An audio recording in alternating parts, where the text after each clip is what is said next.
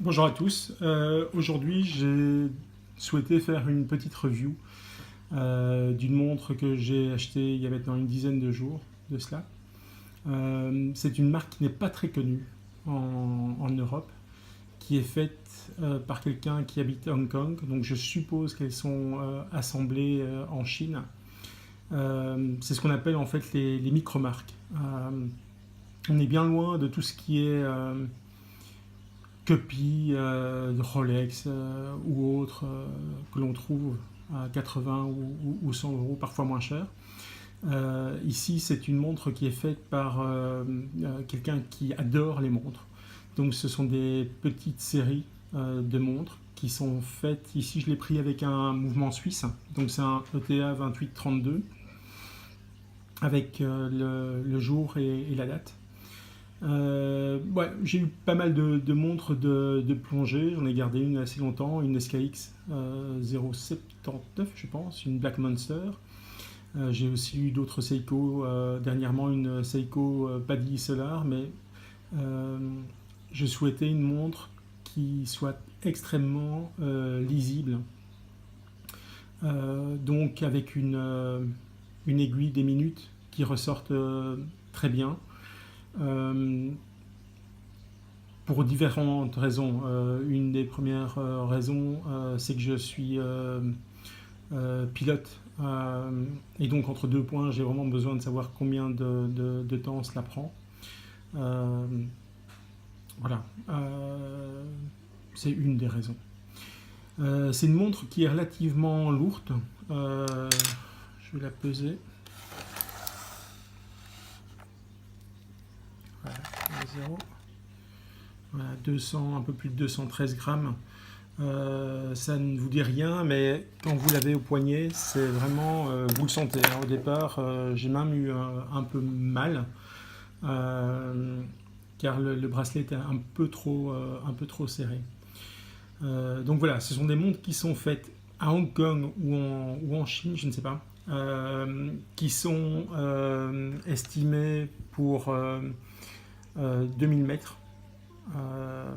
Évidemment, enfin, je pense pas que vous allez plonger à 2000 mètres, hein. Si vous plongez déjà en open water, pas dit 20 ou 40, c'est déjà super.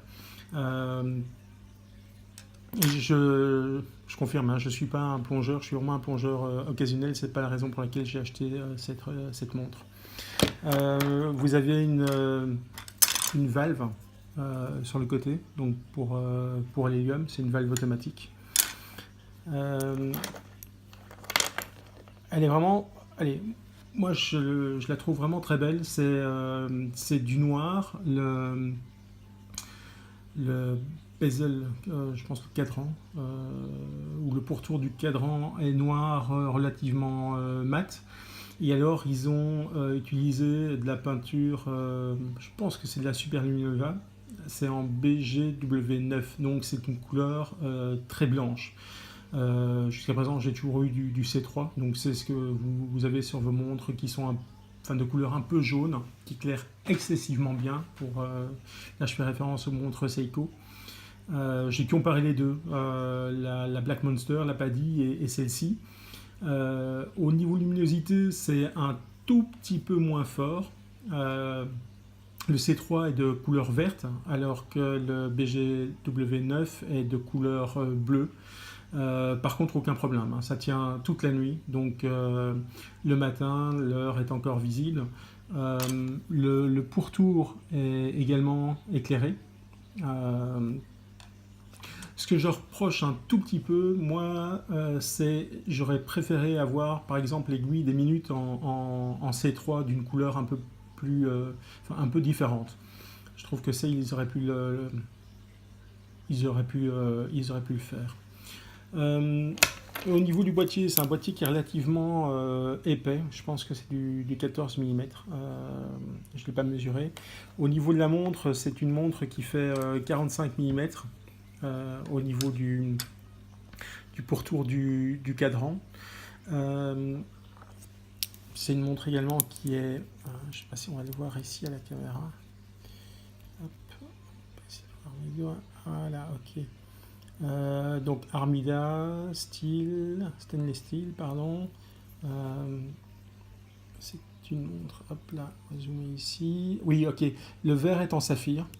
Ils ont indiqué le mouvement 2836 ETA, donc mouvement suisse. Et alors l'étanchéité 2000. C'est un boîtier que l'on retrouve sur d'autres montres, hein, donc il n'y a pas à mettre en doute l'étanchéité, en tout cas pour ceux qui plongent jusqu'à 40, 60 ou 80 mètres, il n'y a aucun souci. Au niveau de la précision,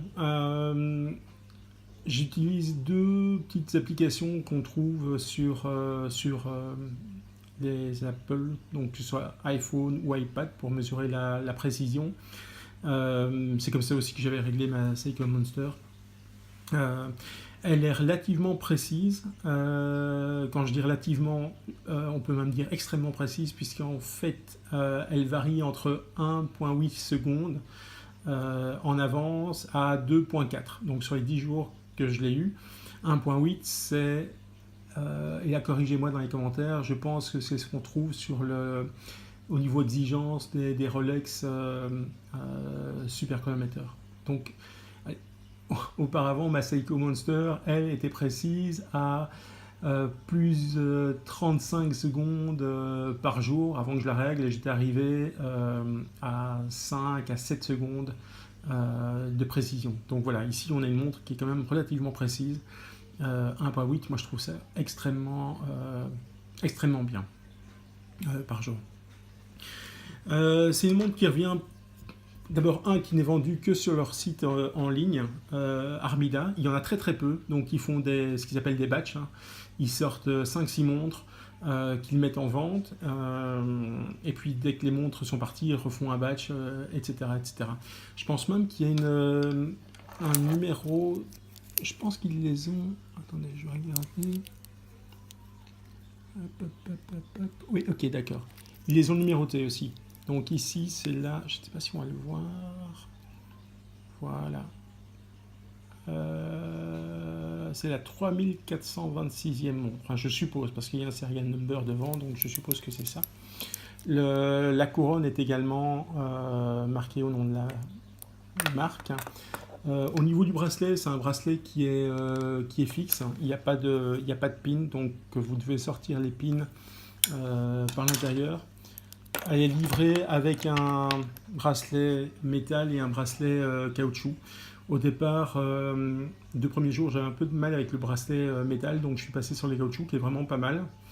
Et puis j'ai rallongé un tout petit peu le bracelet métal, et depuis, j'ai plus aucun souci.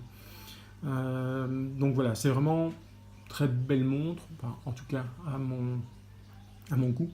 Et elle revient, je pense, toute taxe comprise, quelque chose comme 550 € avec le mouvement suisse. Je pense qu'il y a moyen également d'avoir moins cher avec un mouvement Miyota, si mes mémoires est bonne. Voilà. La 45 mm, c'est relativement grand, donc ça il faut en tenir compte. Quand je mets, je vais en mettre une autre à côté, ça c'est celle que j'ai auparavant. Voilà, ok. Donc ici vous avez une Omega, je pense qu'on l'appelle D-Date Month, je pense, avec les 3 indications. C'est une montre qui fait 38 ou 39 mm. Je vais un peu pousser celle-ci. Voilà. Qui fait 38 ou 39 mm, et vous voyez la différence en termes de taille.